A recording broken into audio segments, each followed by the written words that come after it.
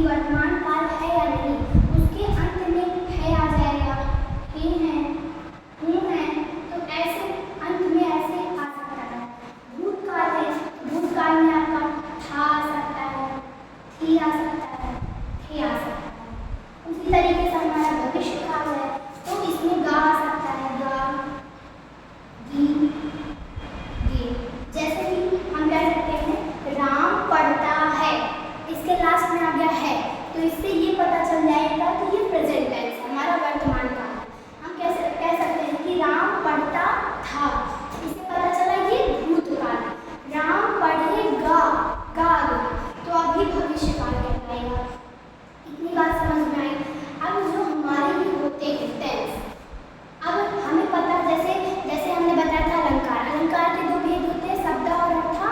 वैसे टेंस के तीन भेद होते होंगे, तो लेकिन अब शब्द अलंकार के भी भेद होते हैं ना, तो उसी तरह प्रेजेंट टेंस के भी भेद होंगे, इसके भी टाइप्स होंगे, पास्ट टेंस के भी टाइप्स होंगे, फ्यूचर टेंस के भी टाइप होंगे। तो हम अब जैसे प्रेजेंट टेंस है तो हमारा जो प्रेजेंट टेंस है इसके भी टाइप्स होते हैं, प्रेजेंट टेंस के भी टाइप्स होते हैं। प्रेजेंट इंडेफिनिट होता है एक हमारा, प्रेजेंट इंडेफिनिट। प्रेजेंट कॉन्टिन्यूअस होता है एक हमारा,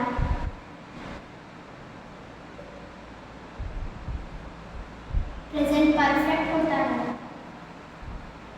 और एक होता है प्रेजेंट परफेक्ट कॉन्टिन्यूअस।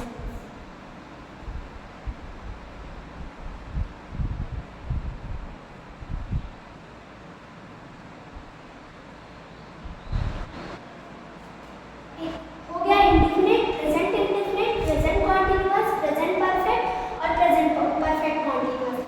इसी तरह पास्ट का भी है, past indefinite, past continuous, past perfect और पास्ट परफेक्ट कॉन्टिन्यूअस। फिर सेम वही हाल है फ्यूचर का भी, future indefinite, future continuous, future perfect और फ्यूचर परफेक्ट कॉन्टिन्यूअस।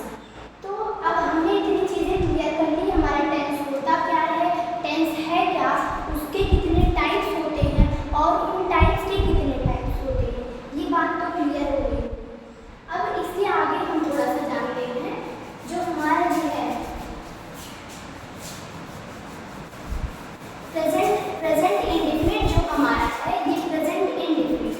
अब इसका जो है हमें पता करने के लिए, जैसे प्रेजेंट इंडेफिनिट, अगर कोई वाक्य हमें दे दिया प्रेजेंट इंडेफिनिट में चेंज करने के लिए, तो उसके लिए हमें स्ट्रक्चर जानना बहुत जरूरी है। जब तक हम स्ट्रक्चर नहीं जानेंगे तब तक हम पता नहीं कर पाएंगे, उसको चेंज नहीं कर पाएंगे।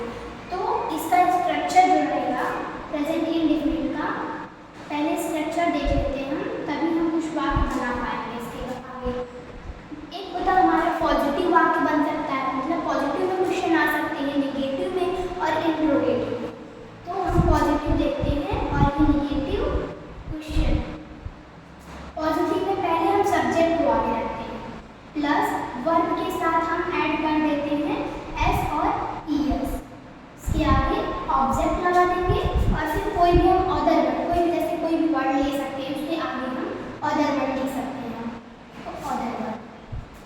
सेम वही हाल इसमें भी है, आगे हमारा सब्जेक्ट रहेगा, लेकिन अब ये चीज़ रीडर नहीं होगी यहाँ, क्यों, क्योंकि ये निगेटिव आ गया हमारा। तो अब निगेटिव हमारा डू और डज लग जाता है, डू और डज। उसके बाद इसमें वर्ब की हमारी पहली फॉर्म आ जाती है, हमने पढ़ा होगा ना, वर्ब की फर्स्ट फॉर्म, सेकेंड और थर्ड फॉर्म, उसी तरीके से ये भी है। अब हमारा आता है इंट्रोगेटिव। इंट्रोगेटिव में हमें इसको, ये स्ट्रक्चर है, इसे आपको याद करना ही पड़ेगा, इसकी याद करे बिना आप नहीं कर पाएंगे।